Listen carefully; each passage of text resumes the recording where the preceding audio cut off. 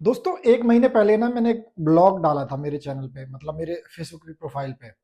तकरीबन 1 महीने पहले की बात है। और उस ब्लॉग में मैं, जैसे कि आपको मैंने बताया था कि मैं मेरी बेटी को लेके गया था फोटोशूट करवाने के लिए।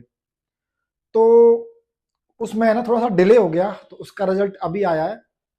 तो अभी है ना मेरी बेटी नायरा, एक, मैं आपको पहले बता चुका था, वो एक मॉडल तो पहले ही बन चुकी थी क्योंकि वो अमेजोन पे लाइव पहले से ही आ रही थी।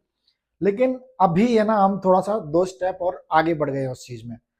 तो अभी हमारी नायरा अमेजोन पे तो लाइव आती ही आती थी, अभी फ्लिपकार्ट और स्नैपडील पे भी आने लगी है।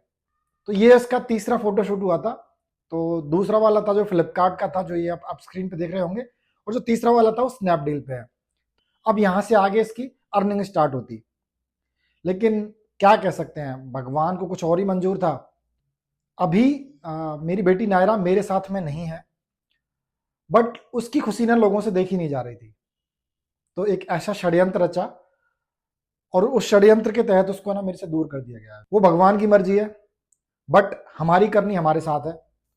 तो स्टिल मैं मेरी बेटी का भविष्य खराब नहीं करना चाहूंगा। शायद मैं आगे फोटोशूट ना करवा पाऊं।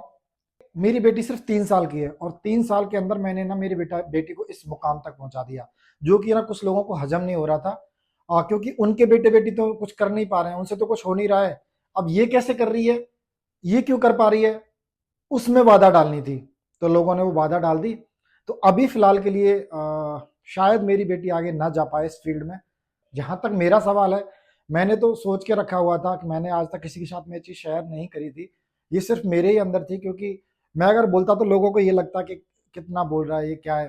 बट सच बताऊं तो मैं अगले 2-3 सालों में मैं मेरी बेटी को चाइल्ड आर्टिस्ट बना देता। आप 101% उसको किसी वेब सीरीज में या किसी मूवी में देखते। बट ठीक है, भगवान को कुछ और ही मंजूर था, शायद उसकी किस्मत में ये सब नहीं था, इसलिए सब नहीं हो पाया।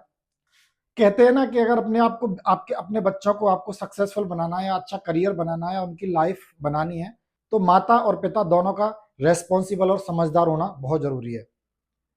लेकिन हमारे केस में कुछ अलग हुआ है। और अलग होने का रीजन मैं शायद यहाँ पे बताना भी ठीक नहीं है।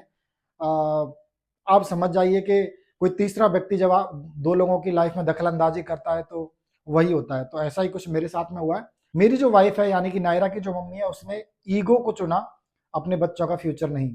तो उसको अपना ईगो ज्यादा प्यारा था अपने बच्चों के फ्यूचर से। तो इसके लिए उसने ये शायद एक स्टेप उठा लिया है। बाकी उसकी मर्जी, वो उसकी लाइफ में क्या करती है, उसको कहाँ तक लेके जाती है।